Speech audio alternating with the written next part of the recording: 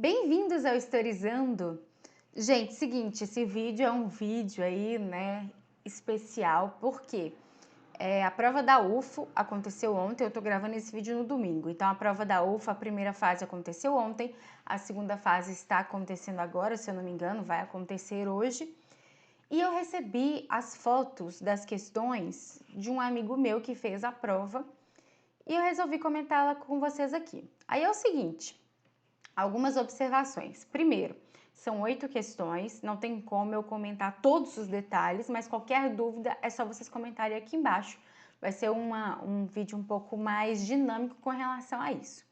Outra coisa, o gabarito oficial não saiu. Logo, não é só porque eu disse aqui que com certeza absoluta é a resposta. Gente, eu sou humana. Por mais que eu tenha estudado história, estude história, e tenha aí conhecimento histórico, não quer dizer que eu saiba de tudo. Então, pode ser sim que eu erre alguma coisa, tá? Inclusive, eu gostaria muito que vocês contribuíssem com esse vídeo, quem fez a prova principalmente, discutindo aí as questões, tá bom? E é claro, se você gosta de conteúdos como esse, curte esse vídeo, se inscreve no canal. Lá no Instagram eu sou @historizandotati. Bom, vamos lá. Primeira questão. Aqui, se eu não me engano, a tipo 1, porque acho que tem tipo 1 e tipo 2. Primeira questão, é sobre a Idade Média. Vamos lá. Entre os séculos 11 e 13, a sociedade feudal passou por acentuadas transformações, tais como crescimento urbano, desenvolvimento das feiras, significativo aumento do uso da moeda, etc. Todavia, em fins do século XIII, houve uma inversão da tendência desse crescimento socioeconômico e demográfico. O que significa isso? Começou a crescer e inversão começou a ter problemas, crises. Dentre os fatores que explicam a inversão acima, os fatores que explicam essa crise, basicamente, é correto destacar, exceto que. Então, todas essas alternativas explicam as questões de crise aí em fins do século XIII, menos uma, tá? Desflorestamento em larga escala? Sim, ainda mais por uma questão de desequilíbrio climático que acontece nesse período, tá certo? C. Peste bubônica? Também. A peste negra também explica essa questão. E o aumento do cenário de morte e miséria produziu um quadro de instabilidade que produziu revoltas como a Jaqueris, certo? Qual que é a errada, então? Qual que é o gabarito? O conflito entre a igreja e os poderes temporais, sobretudo a chamada querela das investiduras, levou ao início de longas guerras que dizimaram campos e pessoas, gerando uma grande crise. Gente, querela das investiduras aconteceu? Aconteceu. É isso que causa crise? Não. O que é essa querela das investiduras? É a igreja contra reis naquela época, principalmente o Sacro Império Romano Germânico, porque eles estavam tendo discussões com relação a poderes dentro da igreja, porque o rei nomeava cargos de bispos importantes aí, a igreja era contra isso. Então, isso é a querela, não vai dizimar, não vai matar um monte de gente, não vai gerar muita guerra. Vai gerar problema? Vai. Vai gerar conflito? Vai. Vai ser uma causa de uma crise desse sistema e de tudo? Não. De uma crise grandiosa, não. Por isso, letra B é o gabarito dessa, tá? Pelo menos acredito eu. Vamos lá. 34. Com a polarização teológica e política surgida a partir do protestantismo, em princípios do século XVI, a Igreja Católica viu-se diante da necessidade de examinar suas próprias doutrinas e liturgias, tendo como evento máximo o Concílio de Trento. No sínodo, tanto a doutrina quanto as relações políticas nos locais de domínio católicos são reafirmadas. Porém, com a constatação de que seu ensinamento e manutenção devessem ocorrer de maneira mais eficiente, constatação essa que ia ao encontro de um campo fundamental da filosofia e da cultura, isso é, campo da retórica. E aí, desculpa, isso é campo da retórica. Mecanismos de linguagem nas artes durante a Contra-Reforma. Então tá falando aí Contra-Reforma, Igreja Católica, século XVI. Dentre as principais decisões tomadas no contexto da chamada Reforma Católica ou Contra-Reforma, é incorreto afirmar que houve Então, todas essas alternativas aconteceram na Contra-Reforma, menos uma delas. Qual é? Reafirmação da necessidade de boas obras como meio para se alcançar a salvação. Sim, se reafirmou. Na verdade, a Contra-Reforma vai reafirmar muito do que era a Igreja Católica e vai ter manutenção de várias coisas, como, por exemplo, também a confirmação dos 7 sacramentos na B, tá certo também. Reafirmação da infalibilidade do Papa, que o Papa é alguém infalível, alguém, né, que fala aí tudo certo, digamos assim. E a constituição do índice de livros proibidos, que é o Index. Sim, com certeza rolou isso no Concílio de Trento também. Por último, que é errada, a adoção de línguas vernáculas como línguas oficiais da Igreja. Tati, o que é línguas vernáculas? Língua vernácula é a língua ali do país, né? A língua ali da região. Qual que é o problema? Não é que a Igreja Católica não vai aceitar essas línguas, não é isso, mas não vão se tornar línguas oficiais da Igreja. Primeiro que língua oficial da Igreja é uma só, não é cada lugar várias, né? A língua oficial da Igreja até hoje é o latim. Isso não vai mudar. O que vai mudar é que vai começar a se permitir aí, por exemplo, tradução da Bíblia, aquela coisa toda que, por exemplo, Lutero já questionava, né? Então, letra D é a resposta, porque a letra D não aconteceu na Contra-Reforma. Observe que tem muito exceto. Gente, essa questão aqui, com certeza vai ser uma questão polêmica, porque é uma questão com muitos detalhes, né? Inclusive, não tem nem como eu discutir todos esses detalhes aqui com vocês. Ó, o gabarito dela, a pessoa que me mandou as fotos errou, infelizmente, errou a questão. O gabarito dela é letra B de bola. Por quê? Aqui está falando que, além do Egito faraônico, outras civilizações desenvolveram-se no continente africano e constituíram-se algumas delas já no início da era cristã como grandes centros comerciais e culturais. Dentre as mais importantes dos impérios e reinos africanos, destaca-se. Qual que é o problema? Todas elas são regiões do Império Africano, de destaque, etc. Menos o número 3. Porque a civilização harapiana, né? Não sei exatamente a pronúncia, essa civilização é uma civilização da Índia, do continente asiático, mais especificamente onde hoje é o Paquistão. Então não faz parte desse império, desse reino africano. Por isso, todas elas estão corretas, menos a 3. Então, o gabarito é B, tá? Se você quiser algum vídeo discutindo mais a fundo essa sociedade ou discutindo mais a fundo essa questão, comenta aqui embaixo. Mas assim, o principal erro e o maior de todos é incluir essa civilização harapiana, que é uma civilização muito antiga, muito desenvolvida, inclusive, né, que infelizmente não é muito citada, mas ela não é uma civilização dos reinos africanos, e sim da Ásia, mais especificamente na região da Índia e do Paquistão, beleza? 36. Assinale a alternativa que não se relaciona aos principais movimentos e levantes tenentistas ocorridos na década de 20 e suas características. Gente, são vários os movimentos tenentistas. Aqui no canal tem um vídeo explicando todos eles praticamente, tá? Então, essa questão eu considero uma questão difícil porque você tem que saber dos movimentos. Mas, ao mesmo tempo, o gabarito, né, porque tá te pedindo a que não se relaciona, o gabarito, na minha concepção, é um pouco óbvio. Por que é um pouco óbvio? Digamos que você não conheça todos os levantes tenentistas. Tudo bem, sem problema. Mas, ao mesmo tempo, você sabe que o movimento tenentista não é comunista, tá? Toma cuidado com isso. A gente pode confundir porque o Luiz Carlos Prestes, que é o principal líder aí do movimento tenentista, depois do movimento tenentista, depois da chamada Revolução de 30, né, ou do golpe de 30, depois disso ele funda a ANL e a ANL tem um caráter aí comunista socialista. Isso é depois, não é o movimento tenentista da década de 20, não tem conexão com o comunismo. Luiz Carlos Prestes nem tinha aí contato com esse comunismo, tá? Com esse socialismo. Então, a letra D, porque está te pedindo que não se relaciona, a letra D fala de um levante comunista. Então tá errado. Por mais que você tenha dúvida nas outras alternativas, se tá certo, se tá errado, não tem como você duvidar que existiu um levante comunista nesse período, porque não existiu, não no movimento tenentista, tá? Não faz parte. não tem conexão.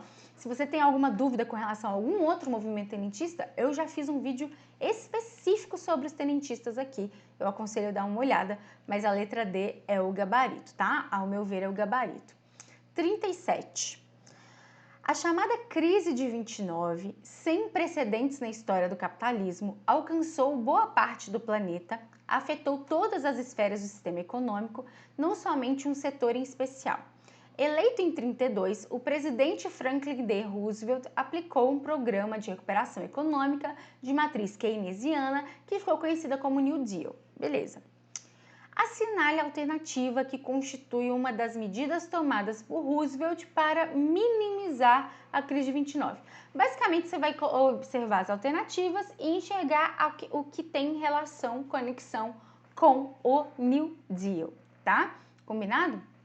Gente, se faltar alguma vírgula, alguma coisa assim, é porque eu recebi as fotos, tentei digitalizar a maior parte das questões, por isso que às vezes pode faltar alguma vírgula, alguma coisa na questão, tá? Peço perdão. Mas enfim, vamos lá. Letra A. Incentiva a construção de obras públicas e forte intervenção estatal na economia. Assim, eu não diria... Acho que forte é um pouco pesado, talvez. Não sei. O keynesianismo fala muito uma questão de bem-estar social, né? Tem intervenção, sim, do Estado na economia, mas forte eu acho uma palavra, né, complicada. Mas, se a gente analisar as outras, é essa o gabarito, é essa que se encaixa melhor com o New Deal. Ainda mais a questão das obras públicas, né? E tem, sim, claro, uma intervenção. Então, B. Venda de empresas estatais. Não. Privatização das previdências. Também não acontece. Redução dos salários para contenção de despesas e fim de seguro-desemprego. Na verdade, é o contrário. O que vai acontecer é o seguro-desemprego de fato, né? Ele vai começar a existir aí de uma forma muito importante nos Estados Unidos a partir desse problema, dessa crise. Gente, você precisa colocar dinheiro para circular, senão a crise não acaba. Então, o seguro-desemprego vai ser importante, tá? E D, aumento, desculpa aí que o slide, né? Aumento da jornada de trabalho, na verdade é diminuição da jornada de trabalho e proibição da fixação dos preços de produtos básicos. Na verdade, o que vai acontecer mesmo é a diminuição da jornada, porque você diminui a jornada, gera mais aí cargos, porque digamos que a pessoa tem uma jornada de 12 horas, não sei, aí você reduz para 6. Aí você tem 2 pessoas trabalhando ao invés de uma, né? Tô dando um exemplo, mas isso vai acontecer no New Deal, tá? Então, letra A, na minha concepção, é o gabarito. Próxima aqui é a 38. Vamos lá, ó. Os fazendeiros paulistas não se voltaram para o imigrante porque acreditavam nas virtudes ou na maior rentabilidade do trabalho livre, mas porque a alternativa do escravo desaparecia e era preciso dar uma resposta ao problema. Em 1887, menos de um ano da abolição, São Paulo figurava em terceiro lugar na população escrava das províncias, com 107.329 cativos, vindo em primeiro, Minas em segundo e Rio em terceiro. Beleza, com os números, ó, ok. Sobre o processo migratório para o Brasil no 19, analisa as afirmativas. Então, a gente vai olhar aqui a relação, a conexão da imigração no Brasil nesse período, né, de mão de obra aí. 1. Em um primeiro momento, iniciado em fazendas cafeeiras no interior de São Paulo, foi implementado o sistema de parcerias, sim, na qual o trabalhador cultivava a terra do fazendeiro e parte da produção devia ser entregue ao proprietário. Sim, sistema de parceria que envolvia, inclusive, gente, a questão de pagar a passagem, né, essas coisas. Rolou sim. 2. Foi uma política dos partidos liberal e conservador para atrair mão de obra europeia com o intuito de implementar minifúndios voltados à exportação. Gente, não foi minifúndio voltado à exportação agrícola. Qual que é o intuito? Substituição da mão de obra, tá? A questão de latifúndio, do principal produto, tudo isso se manteve, nada se alterou. O que se alterou é a intenção de uma substituição de mão de obra. A gente está aí próximo do fim do tráfico negreiro, uma política eugenista, né, de branqueamento, aquela coisa toda horrorosa. Isso tudo estava acontecendo nesse momento, por isso, né? Então, a 2 não. Os migrantes europeus saíram de suas terras de origem devido ao avanço do capitalismo industrial Vamos reduzir aqui, ó. Industrial, da decomposição da pequena propriedade agrária e da ruína de boa parte do campesinato. Sim, são as dificuldades que esses imigrantes estavam enfrentando nesse momento, né? Deixa eu diminuir aqui rapidinho. E é por isso que tem essa concepção, né? Por que eles estão saindo de lá? Pelas dificuldades, pela falta de oportunidades, por não terem mais terra, enfim, entre outras coisas, como por exemplo, né, se a gente pensar em Alemanha e Itália, a unificação, aquela coisa toda, tá? Então tá ok. E por último, a lei de terras facilitou o acesso de ex-escravos à posse de terra. Dificultou, no entanto, o mesmo acesso dos imigrantes. Gente, dificultou acesso para imigrantes e para ex-escravos. Lei de terras é uma questão de compra. Nem os imigrantes que estavam, né, em situações ruins e nem os ex-escravos vão ter condições aí de terem essas terras, né? A lei de terras, inclusive, foi feita de propósito dessa forma. Então, o gabarito aqui vai ser apenas 1 e 3, né? Que a gente analisou como certas, 1 e 3, letra C de casa. É a pessoa que acertou. Parabéns, amigo, você acertou essa. Vamos lá. 39. Cabe ao historiador distinguir os contextos, as funções, os estilos, os argumentos, os pontos de vista, as intenções do autor das fontes. Ok. Ou, colocando de outra forma, compete ao estudioso da história realizar a leitura crítica do documento. Perfeito. Adorei, inclusive, a pessoa que escreveu isso aqui é daqui de BH, né? Pelo menos publicou aqui em BH. Parabéns, Samara. Vamos lá. De acordo com o texto acima, é incorreto afirmar. Então, eu preciso achar a errada. Letra A. Fonte histórica é tudo aquilo que pode fornecer ao historiador informações sobre o passado. Sim. Todavia, de acordo com o objeto de estudo de um historiador, determinadas fontes podem ser apropriadas ou não para sua análise. Ok, é de acordo com o que o historiador vai estudar que ele vai pegar ou não aquela fonte, né? Que ele vai utilizar ou não aquela fonte. Tudo bem. Letra B. Apesar de existirem vários tipos de fontes disponíveis ao historiador, as únicas que realmente são corretas e revelam conhecimento histórico são as fontes escritas. Totalmente errado. Primeiro, não existe essa questão de fonte correta ou incorreta. Existe uma análise daquela fonte. Então, digamos, por exemplo, que a fonte é a fake news, é uma fake news. Aí você vai pensar, Tati, a fonte é incorreta. Não. Por quê? O historiador vai analisar aquilo e entender que é uma fake news e aquilo sim serve de fonte. Serve de fonte, por exemplo, se daqui a 200 anos, né, 300 anos, um historiador olhar as fake news da atualidade, que a gente sabe que são muitas, o que ele vai analisar? Bom, ele vai analisar como que a comunicação pode ser prejudicial, por exemplo, nesse período que estamos vivendo, né? Então, nenhuma fonte é errada ou certa. A fonte, ela vai dar algumas informações importantes sobre aquele período. O que está escrito ali pode ser falso, por exemplo, mas isso também é uma fonte importante para o historiador analisar aquele momento, tá? Então, interessantíssimo isso. E a B é errada, porque não existe fonte errada e certa. E não é só escrito, né, gente? A gente tem imagens, a gente tem filme, a gente tem áudio, ainda mais na atualidade, né? O que historiador... Gente, eu fico imaginando historiadores de 200, 300 anos, né? Se é que o ser humano vai existir, né? Aquelas bem pessimistas. Brincadeira, mas eu fico imaginando daqui a 200, 300 anos, porque as fontes hoje são inúmeras. Para um historiador e uma historiadora analisar, vai ser muito, muito, muito, muito complexo. Quando a gente vai estudar a antiguidade, por exemplo, Grécia Antiga, a gente tem pouquíssimas fontes. É uma dificuldade também, não estou falando que não seja, mas você tem aquilo ali para analisar e interpretar. Agora, imagina para a gente analisar, sei lá, o ano de 2020, né? Muito, muito difícil pela quantidade de coisas. Vamos lá. Oh, meu Deus, setinha, vou parar de mexer nessa seta. Um documento não pode... Letra C, tá? Um documento não pode ser entendido como uma realidade histórica em si. Fato, não pode. Mas como veículo de porções ou de partes dessa realidade. Perfeito, né? Letra D, as fontes são sempre exploradas com os filtros do presente. Sim, o historiador atualmente está olhando a fonte com o filtro do presente, o olhar dele é o presente, né? De acordo com valores, preocupações, medos e conflitos do período em que estão sendo analisados. Perfeito também. Não tem como eu simplesmente desligar o filtro do presente que existe em mim, desligar as concepções do presente que existem em mim para analisar o passado. Não tem como, tá? Gente, história é maravilhoso, é magnífico. Você estudar a teoria da história, eu aconselho muito, né? Inclusive, se vocês quiserem alguns vídeos de teoria da história, comentem aqui, que eu gosto muito, bastante, né? A historiografia, né? Falando em historiografia, aqui também vai tratar sobre essa questão da teoria da história. A UFO trouxe duas questões sobre teoria da história, né? As duas últimas aqui, pelo menos desse tipo de prova que eu tô vendo, né? Então vamos lá. O estudo e a escrita